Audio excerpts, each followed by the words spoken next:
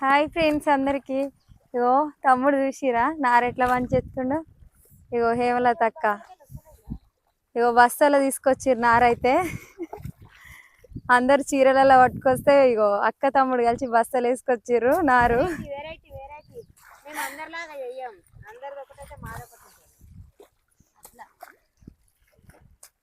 ఇగో ఈరోజు అయితే అక్క వాళ్ళకి నారు వేయడానికి వచ్చినాం మేము.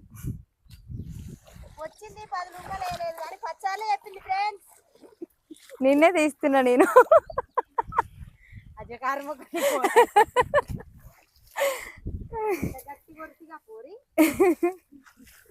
అందుకే నిన్ను తీస్తున్నా నేను.